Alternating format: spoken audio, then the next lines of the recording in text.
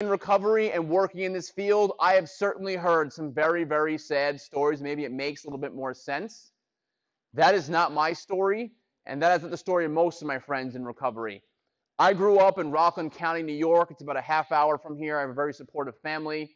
My father's a lawyer. My mom's a computer programmer. Both of them were very involved in my life growing up and still are. I have three brothers. One brother who's a year older than me. He's a lawyer. He's married, has two kids. I have a brother who's 4 years younger than me, also a lawyer, recently married. And I have a brother who just graduated from college, and he works in financing. And none of them have ever had a problem with drugs or alcohol. Never have, probably never will. So my brothers and I, we all grew up in the same house, same family, same type of friends. We all played sports. I mean, we pretty much did everything exactly the same. Why am I the one with the problem, but nobody else in my family has it?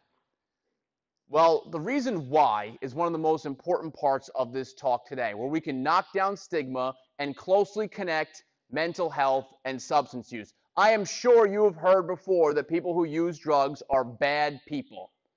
Don't hang out with them. They're bad people. Stay away from them. They're bad people. In my experience, that is not the case.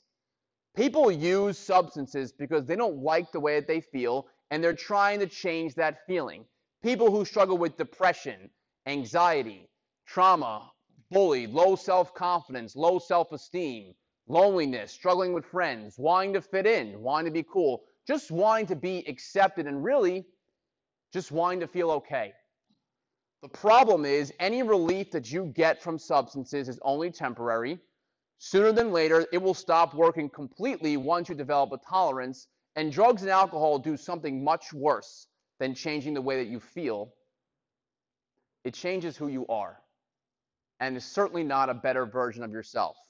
In fact, you can get progressively worse until one day you lose your true self completely, and some people never make it back from that. For me personally, I struggled with low self-confidence, low self-esteem because I didn't do very well in school. I was diagnosed with ADHD. And because of those reasons, I really just didn't feel comfortable in my own skin. If I wasn't playing sports, I really didn't feel comfortable. But because I excelled in sports, I was hanging out with older kids. And I realized now I wasn't just chasing the drugs and the alcohol. I was chasing that validation I received from my older peers when I used drugs and alcohol with them. I wanted to feel accepted. Everybody needs to feel accepted in one way or another. And unfortunately for me, I found it in a very unhealthy way.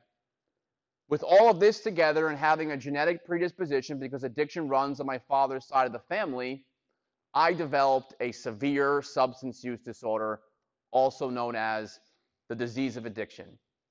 What does that mean?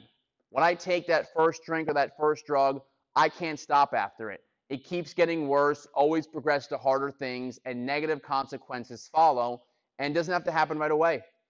I have some friends who started using in middle school, through high school, and then college, and it caught up to them later in life. I can't say who it's going to happen to, if it's going to happen, how serious it's going to be. That risk, that choice, it's on each individual person.